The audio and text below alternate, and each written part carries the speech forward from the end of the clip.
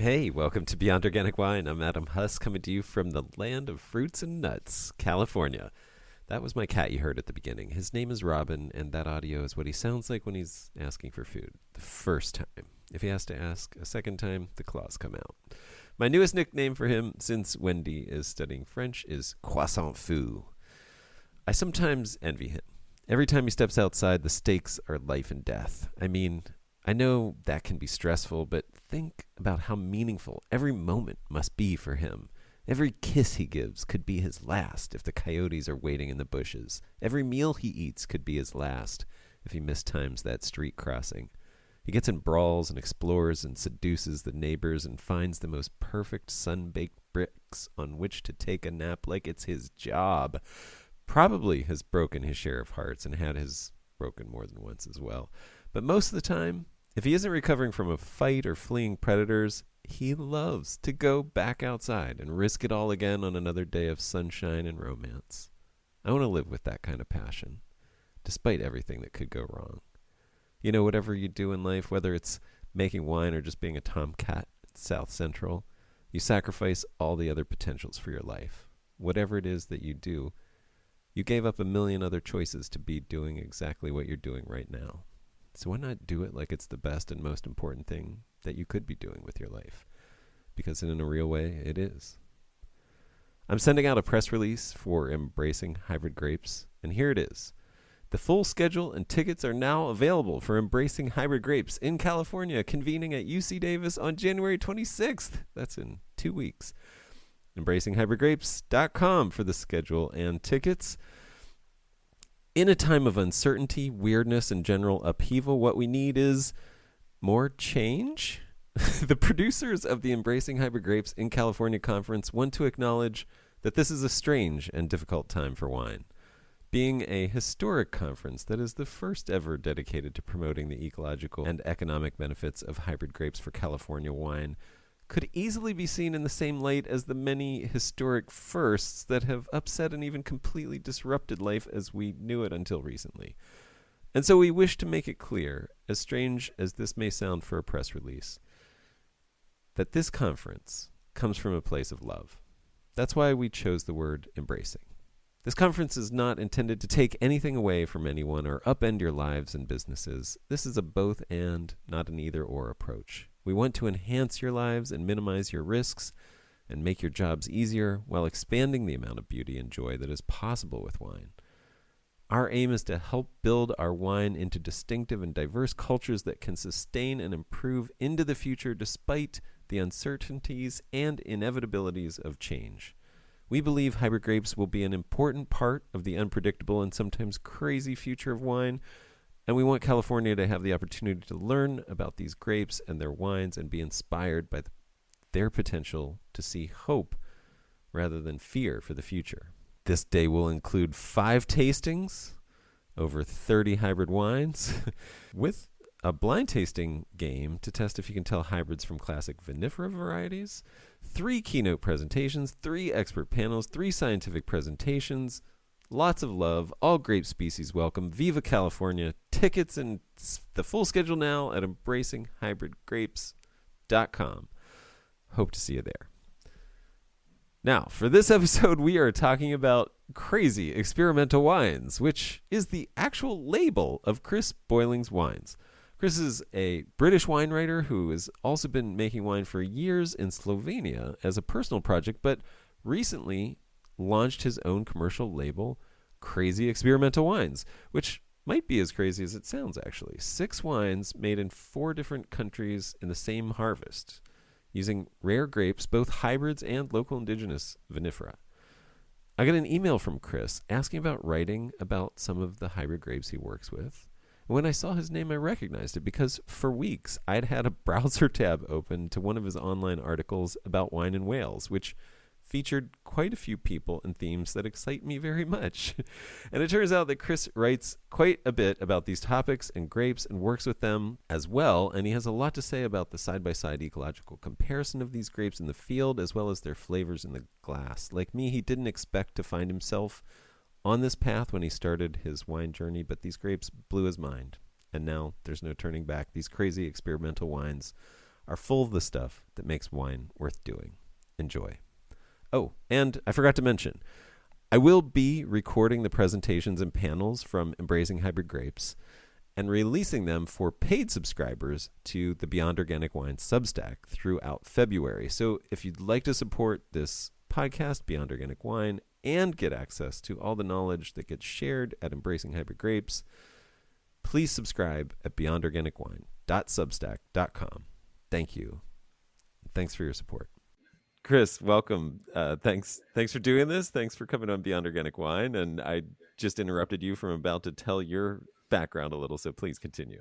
Yeah, well, I was just interested that we've arrived at the same place, but from completely different routes. So I got into wine by buying a small vineyard in Slovenia.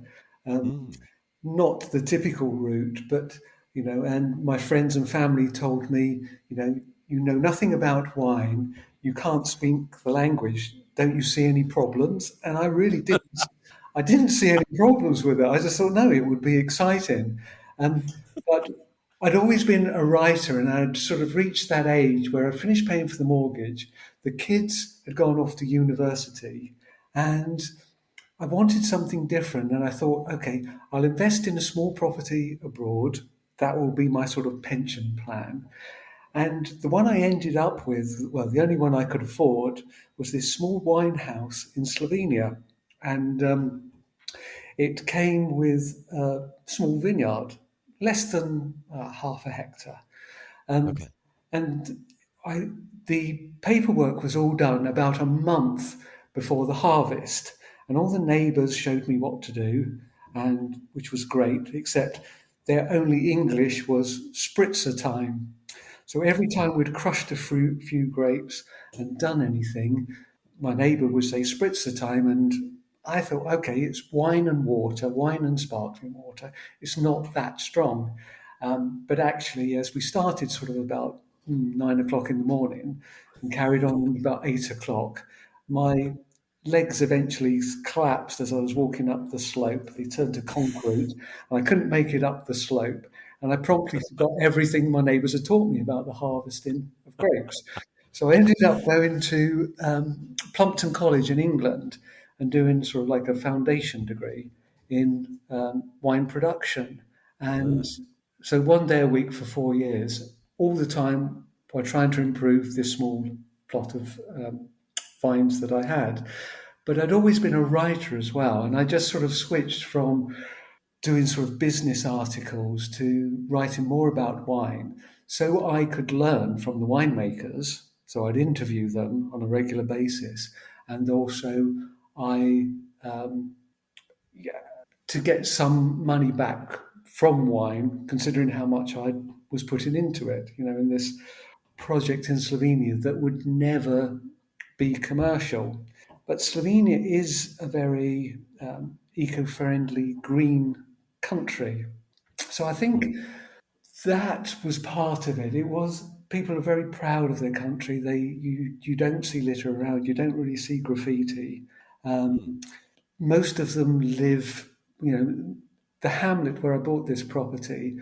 You've got sort of 12 houses, and they've all got their own vineyards. They've all got fruit trees. They've got a forest down at the bottom of the garden that we all share. Deers roam freely, and because they live there and they're quite self-sufficient, and they're not the richest people, they're naturally sustainable without being green. They don't spray lots of chemicals on the land because it's expensive and because they live there. Right. So I sort of absorbed all this sort of cultural stuff, I think. And also, I'd realized that a lot of other people were writing about French wines, French grapes, and I wanted to write about different stuff.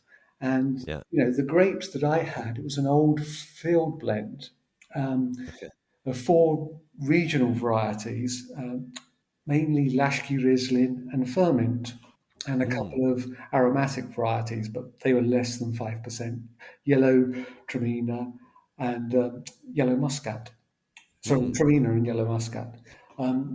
So we had this field blend, and no one had heard of these great varieties when I was talking about them in England. You know, Lashkey Riesling, what's that? Is it Riesling? Well, no, it's not related to that, even though it sounds similar. Um, so this got me interested in the potential of all the lesser known grape varieties and the lesser known regions. And I used this place in Slovenia as a base to explore the neighbouring countries like Hungary, Croatia, Austria, which aren't as well known for their wines, but they've been producing wines for you know, 2, 3 thousand years in many cases, and they've got a Yeah. rich heritage of winemaking. So all these things, I think, sort of came together to make me sort of more interested in the alternative side of wines. So I reset my wine mind, and I looked for alternatives. I was always excited by unknown grape varieties. When I went to Vinitaly, I would always look for the unknown Italian grape varieties. And the first articles I wrote for Jancis Robinson were about grape varieties like Famoso, which was famous in the 15th century and then virtually had died out. But a few people had been trying to resurrect it. And I went there, um, got excited by all the experiments they were doing, and Sure. the potential of these grape varieties. Again, no one knows. So many of Yeah. my friends, they drink. If they drink whites, they drink Sauvignon Blanc or Chardonnay, and if they're into reds, it's probably Rioja because they can't afford Burgundies. Um, so yeah, that was the sort of the people I was surrounded with. But I just tried to encourage them to try something different. If they saw something on the menu on the wine list that they'd never heard of, go for it, because chances are people or the sommelier or the wine buyer loves it. It's not going to be the easiest sell, so but it's probably good value for money as well. So try something different if you see it on a wine list. So yeah, so that's how that's the background to my story. And then that was 16 years ago when I bought the property. Okay. Yeah. And since then, so I've got, a degree in wine production under me. I've got, I've been interviewing winemakers, or probably 3 or 4 winemakers a week for the last 6 years. Yeah. So I've got this knowledge. And then when COVID struck, one of the trips that I was most excited about and was cancelled because of COVID was a trip to Georgia, the birthplace Yeah. of wine. And I was excited to go there to learn how they did it, the ancient way of making wine in Quevery. So Yeah. that was cancelled during COVID. And I'm, while couldn't travel for 2 years, I got excited about the potential of going to these places like Georgia, like places in Eastern Europe like Moldova and Slovenia and Hungary, and really learning about the winemaking there by participating. So I went to Georgia as soon as I could in 2022 and made a wine in a Quevri to learn how to do it and to write from a personal perspective, all the little things you learn when you're actually participating. And what happened was that this idea sort of snowballed. And in the end, I set out to make 8 wines in 4 countries in one vintage, which was crazy. And I know it's crazy. And probably, everyone had said I was crazy when I bought the place in Slovenia. So this sort of stuck with me. But I thought, to have the challenge of doing it, it makes a better story. And in the end, I made 6 wines in 4 countries in one vintage. And okay. those wines are slowly becoming available. There's a lot of paperwork to do, but they're basically ready for the market now. 2 of them are in England. Uh, one of the Hungarian wines is on sale in Budapest. One of the Slovenian orange wines is available in a Michelin 2-star restaurant in Slovenia. So I'm very pleased with the quality of them. They're all like small batch wines, sort of one barrel here, a Quevri there, an amphora in one place, stainless steel tank in another. So all the smallest um, vessel I could find in a partnering winery because I wasn't confident with my own little vineyard and the lack of equipment and the lack of care, I suppose. I'm not there enough to really look after the vineyard and to really look after the wine once it's made. So, Right. and I'm not that good at doing all the paperwork to make sure it's all legal and above board. So what I did was, like in Georgia, I partnered with one of the winemakers that I'd previously interviewed that I respected, whose wines I liked, and we came up with a joint project to make an experimental wine, something they haven't done before, with ancient or lesser known grape varieties, and um, yeah, in the most sustainable way, low intervention, um, um, yeah, and they're all from lesser known wine regions too. So this is, yeah, the Yeah, project. it sounds like you've been having some fun. Yeah, that was all fun. And so I did the six one year, 2022. Then I Yeah. did one in 23 in Albania, and then a couple in last year.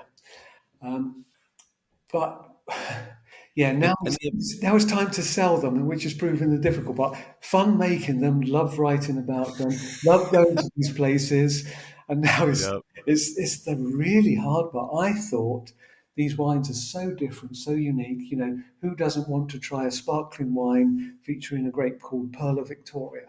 You know, right, right. and who doesn't want a Kissing Hickory co-fermentation with 6 months on skins, from Georgia? Well, quite a lot of people, because as we said, a lot of my friends and other people, they like the grapes they've heard of. Yeah. Yeah, and Yeah, well, it's different, difficult. yeah, no, I mean, I, I want to ask about familiarity, but I wanted to make one. I want to just uh, one what I would say is a correction to what you said. I wouldn't say Georgia is the birthplace of wine. It's a birthplace of a certain kind of wine, is what I would qualify that statement as. Just in terms of, even in terms of vinifera, I think like we now know it has a couple different origin points. Armenia has a claim to being an even older wine culture than Georgia. And this is one kind of wine. This is vinifera wine. This is like the dominant wine culture that we think of as wine, but I don't think it's. I mean, personally, I don't define wine that way, and so I think it's. I just wanted to point that out. This is one of those things that I was telling you about, where I'm my approach has led me into a very counterculture understanding of what wine is, and this is one of those points that I. I think there's older archaeological evidence for fermentations using grapes in China than even in Georgia. So, and we never talk about China, but that's because it didn't use vinifera and doesn't, just until recently didn't use vinifera. So it's a very Eurocentric idea to say that wine comes from Eurasia. And so I just point that out as something that I try to make clear as I'm talking about wine. Um, the question of this familiarity is, I mean, what have you found in terms of, I like how, what is that all about? Like, like, is there, are, it seems like there's an openness now in, the younger generations to, it doesn't have to have a familiar name as long as they like the flavor and enjoy it, have a good time with it, and it fits the other things that they want out of their drinking experience at the moment. Um, but there is still that, and maybe you see it more where you are. I don't know. Maybe it's over here.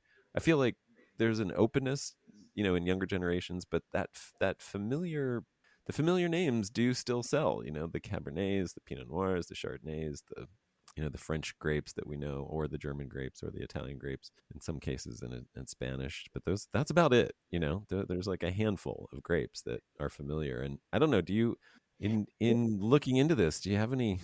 Is there a way around that, or is there, do you see any changes happening? Yeah, I think at a small level, yeah, there are changes. There are people who are excited by something new and different and want to try something new. But I think also that a lot of the grapes have almost become brand names in themselves. Chardonnay, Sauvignon Blanc, whatever. You sort of know what you're going to get. So there's some sort of security in that familiarity. And trying to get people to try something different, with food or wine, it's more of a challenge than I was hoping it would be, especially when Yeah. it's to sell them. And people, so often, with the partner on this sparkling wine. So mine's actually Perla Victoria and Gruner Veltliner. But the guy I Huh. make it with, he makes a wine, a pure varietal Perla Victoria. And he had a sommelier in Hungary sort of requesting a sample of his wine. He sent it to him, and the sommelier loved the wine. But in the end, the owner went for a prosecco Yeah. Yeah. because Yep. it's cheaper and it's probably a more guaranteed sell. Yeah. Yeah. No one's going to come in and ask for a Perla Victoria. Hopefully, after this chat, they will start asking for wine sweet Right. from Perla Victoria because it is, it's a hybrid grape that was created in Hungary in the 1960s for sparkling wine, but was only planted in a few experimental plots. So it's got, the pedigree for sparkling wines, but no one was sort of brave enough to plant it en masse and make sparkling wines with it. They went for Chardonnay and Pinot Noir. Yeah. But there are a few people who really think it's good on its own. The acidity is really, crisp and exciting, and refreshing, what people sort of want now. Um, and because it's a hybrid, it has some sustainability credentials. It is big, loose bunches, so it's a bit It's easier to Perla predict. Victoria. Sorry? Perla Victoria is. Yeah, Perla Victoria. It's a Yeah, hybrid. Oh, I didn't realize it's a that. hybrid, but it's one of the early ones. It's not like the current Rapiwis that I Hmm. become more familiar with during my Huh. project. But yeah, it's an early one. So it was probably sprayed about 5 times during the season. I think some of the more modern disease resistant ones are only sprayed once or twice, whereas, a Chardonnay might be sprayed 15, 20 times, even in an Right. organic vineyard. So it has some sustainability credentials, and I like the story about this poor grape that was created. Presumably the guy who created it was quite excited by its potential, but in the end it was planted here and there just to see, and then really forgotten about.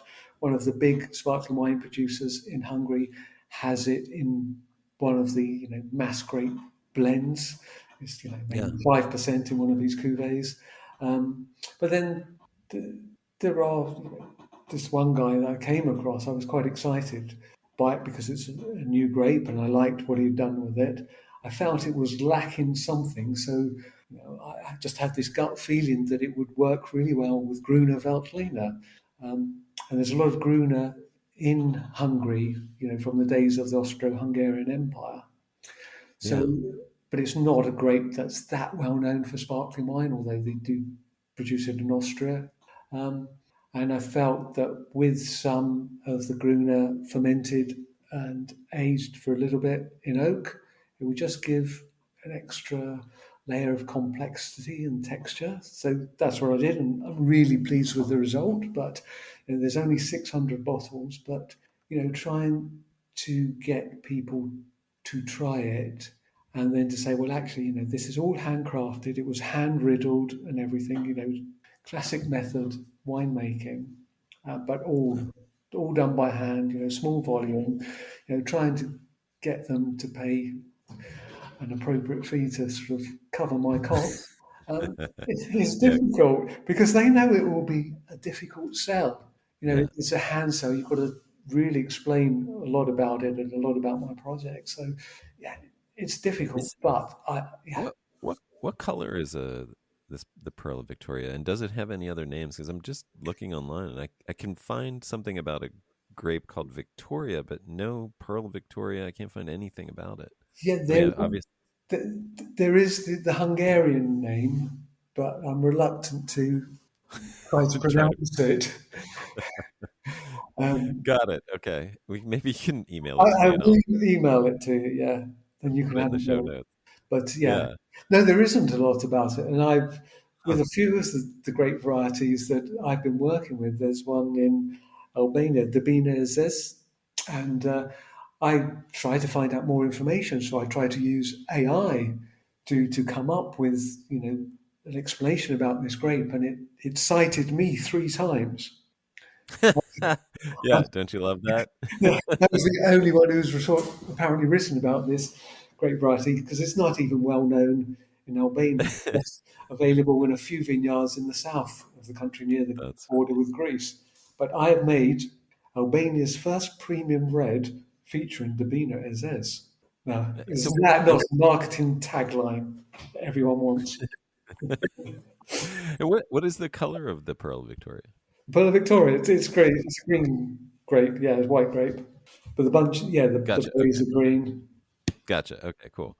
Um, well, great. I mean, well, since you brought up hybrids, I wanted to tell the little story of how we sort of met, or our meeting, which was I had seen an article. I get a couple different email blasts with like wine, wine news, wine article compilations and things like that, and I link out to the ones that fit my whatever, excite my interest. And one of them was about Wales. Wine's Unlikely Role Model was the title of it, which happened to be written by you. And there were so many things about the article that I loved. I mean, starting with Valentin Blattner's pronouncements and perspective on wine, which I think is very similar to mine, very close to mine in some ways, as well as just Wales as this amazing place where some really exciting things are happening. Specifically, one of my favorite producers on the planet,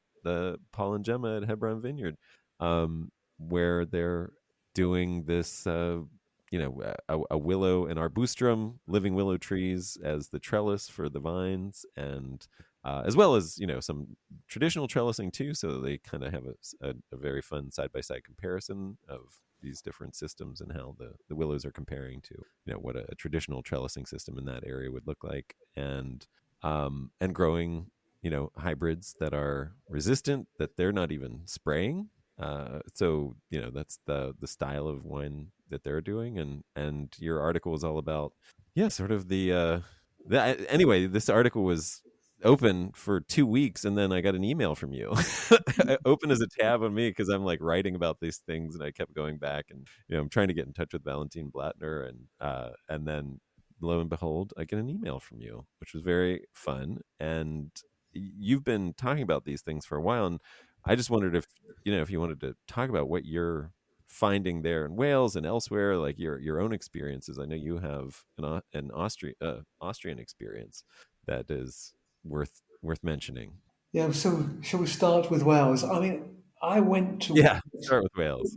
So I live in the south of England, which is um, the sparkling wines from Chardonnay and Pinot Noir are taking off and really high quality across the south of England. And the south of England, Wait. Can I pause one real quick second? There was yeah, something in all that you said before that I didn't want to let go. The How the guy tasted your wines and then chose the prosecco. And I think the little insight in that, for anybody listening who isn't a wine producer or in that realm, is the extreme gatekeeping power that you have as a retailer on the sales side, and how simply you could have said yes to something a little more obscure. Now, obviously, you have to think about the economics and stuff like that, but like, I just wish more retailers said yes to the kinds of things that you're producing and that other people are producing. Because all you have to do is, like, if somebody comes in and asks for a prosecco, say, well, we don't have a prosecco per se, but we have this, you should try it, and just give them a splash and let them experience something new. If it's delicious, of course they're going to love it, and they'll be like, oh, this is, and you can sell it as an element of discovery and something new and unique and special. And who doesn't want that experience when they're drinking wine? Yes, comfort is nice, but if you have a little comfort in some familiarity of flavor, if it's not so, you know, like challenging for people to wrap their heads around when they taste it, why not? You know, like what? Anyway, I just wanted to mention that. I apologize for interrupting, but that seemed like a really good point to that you made, and I just wanted to underline it. So yeah, sorry. No, I And totally agree. I think, yeah, just to have one or two surprises on the wine list. So often I go to places, and yeah, they're yeah, quite boring. And so predictable, and everyone's offering the same. So for yeah, one place, just to have something for hopefully a yeah. growing number of people who are looking for something different to go on a journey of discovery in some way. Right, right. Yeah, Yeah. which is why I went to Wales. A lot Yes. So of, back to Wales. Yeah. a lot of English wine is sparkling wine, and it's Yes. given a good reputation now. It's mainly Chardonnay and Pinot Noir, and Wales is a bit of an outlier. There are people there who are also producing sparkling wines from the Chardonnay and Pinot Noir. It's a bit more challenging for them because if you don't know Wales, it is the wet and windier part Oh, of the British Isles. And yeah, when I went there, it rained, and yeah. it is more challenging to grow grapes there. And I wasn't sure what to expect because I went to the far west side, Pembrokeshire. Um, Yes. so those that are on the border with England are doing similar stuff with similar grape varieties. And I thought, well, what can they be doing there? And you know, some of the old style hybrid grapes that they grew or they've been grown in England since the 1970s, the old German hybrids. Um, I haven't tasted that many good wines with them. I think maybe because they're trying to make them into what they're not. And the thing I Yeah. liked about Wales and about these more sort of natural winemakers is that they let them be what they are. So Yeah. Rondo is a red grape, and so often winemakers using this grape in England, chaptalize it. They put it in new oak, and it becomes something almost undrinkable. But it's big and powerful, and it's what some people think a red wine should be. They're trying to make a Burgundy or something out of it.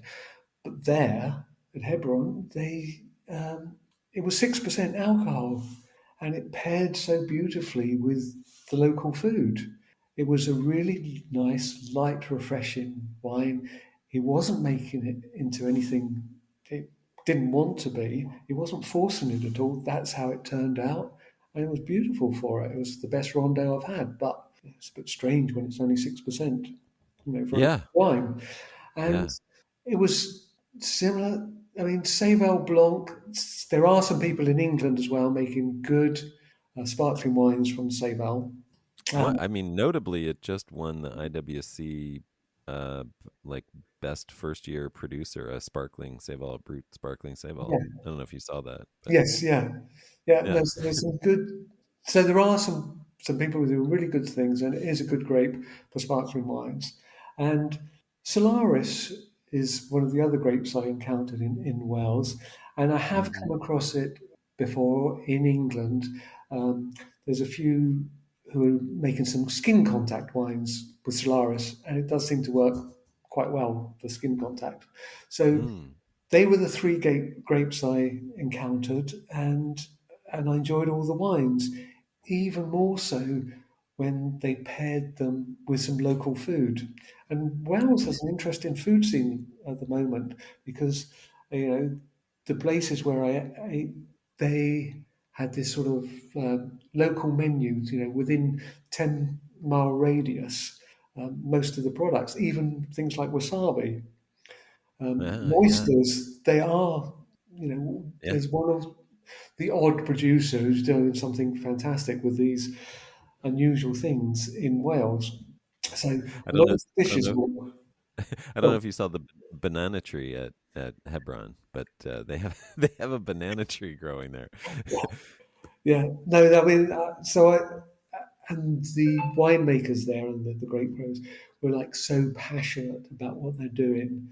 Yeah, They're not an easy sell, these wines, these grapes, and Wales as well. Um, but they were doing it and they loved it and they cared so much about the soil they were working with. They know that they need to keep it healthy and they were not going to poison it with any copper or sulfur. yeah. So I was really impressed, and it was quite inspiring. So when I Well, had a copper and sulfur, I mean, let alone all the other sort of industrial yeah, synthetic chemicals that you could use. Yeah. yeah, I mean you can be organic and still use copper and sulfur.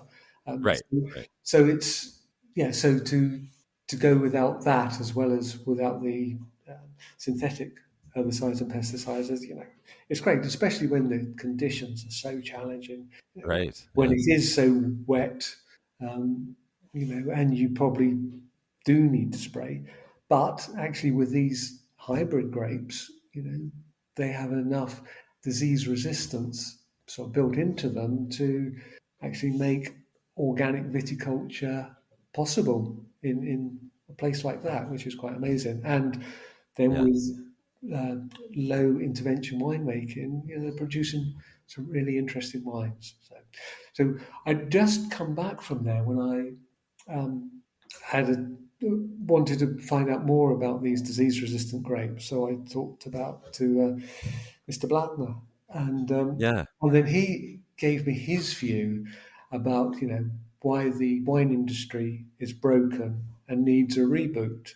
And then I told him about Wales. I said, well, if the wine industry ever does start again from scratch, this is almost the perfect model because you don't need chemicals. You don't, if you can do it there, basically, you can do it anywhere. And the secret to it is having these really good disease resistant grape varieties. Yeah. So, Yeah, I mean, I think you've discovered what I've discovered, which is like some of the most exciting, revolutionary, and revitalizing elements in wine are coming from the margins. Like I mean, Vermont, Quebec. These places where the climate is forcing people to think ecologically, is the way I see it. Like you yeah. just can't ignore nature and make wine there. You have to work with it, and that means adjusting everything, like adjusting the way you think about it, adjusting the varieties that you work with.